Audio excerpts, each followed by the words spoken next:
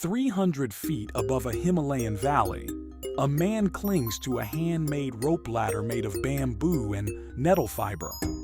Below him, nothing but open air.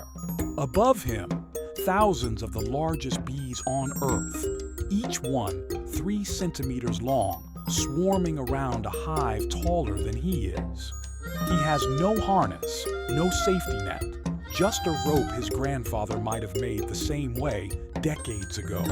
This is honey hunting in Nepal, and it might be one of the most dangerous jobs most people have never heard of. When you think of dangerous jobs, you probably think of mining, or deep-sea fishing, or working on an oil rig. You probably don't think about honey. Here's what most people would assume. This must be for the money. Wild honey is rare, so surely someone's paying a fortune for it, and that's worth risking a 300-foot fall. That assumption is wrong, and the real reason these men keep climbing is stranger and more fragile than any paycheck. This is the story of the Gurung honey hunters, and why they keep doing one of the world's strangest, riskiest jobs. The bee at the center of all this is called Apis laboriosa, the Himalayan giant honeybee. It's the largest honeybee species on the planet. Unlike most bees, which build small, enclosed hives, these bees construct massive open-air combs directly onto cliff faces, sometimes longer than a person is tall, holding thousands of bees at once. These hives are built between 2,500 and 4,000 meters above sea level, wedged into overhangs on sheer rock walls, specifically because almost nothing can reach them. Almost nothing, except the Gurung people, who have been climbing up to meet them for thousands of years. Twice a year, in autumn and spring, honey hunters from the Gurung, Magar, and Kulung communities head into the mountains for the harvest. Before they climb, there's a ceremony.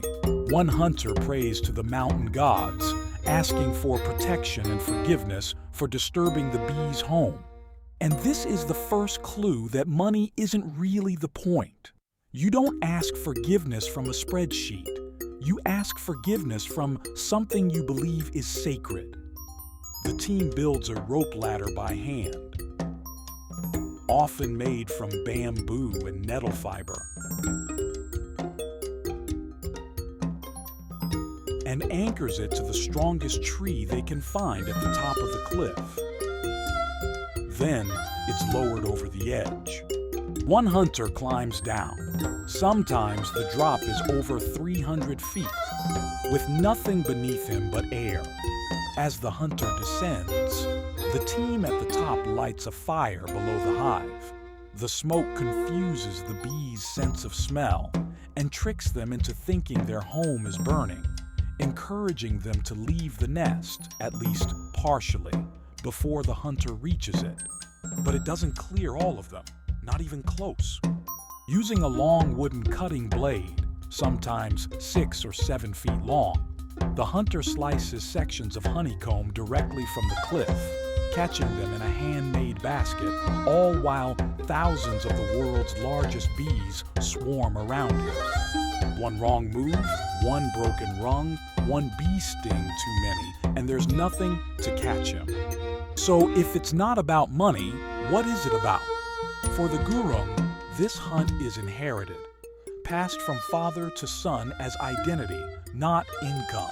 The honey itself is often shared among villagers rather than sold, and the knowledge behind it, which cliffs hold hives, how to read bee behavior when the season is right, exists nowhere in writing, only in memory. And here's a strange detail that makes it even less about profit. The honey itself isn't even ordinary, because these bees feed on rhododendron flowers containing natural toxins called grayanotoxins. The resulting mad honey has mild psychoactive effects. In small amounts, some communities use it for its medicinal properties. But in larger amounts, it can cause dizziness, a slowed heartbeat, and even hallucinations. It's not exactly something you can mass market safely. That's the twist most people miss. The danger was never the price of the honey. It was always the price of keeping something alive that can't be written down or replaced once it's gone. Bee populations are declining due to habitat loss and changing climate patterns. And many young men from these communities are leaving for cities in search of safer, steadier work. Which means the real risk isn't just that a hunter could fall, it's that there may be no one left climbing at all. Every honey hunt now might be one of the last of its kind. Not because the cliffs got more dangerous, but because the world around them changed faster than the tradition could adapt. For the Gurung honey hunters, this was never a stunt, and it isn't extreme sports. It's tradition, survival, and a connection to the mountains that goes back generations. One that no rope ladder can protect if the knowledge itself disappears. That's the job nobody claps for. That's deadliest work. If a tradition like this could vanish in one generation, what do you think should be done to preserve it? Let me know in the comments and subscribe, because this is just one story of many.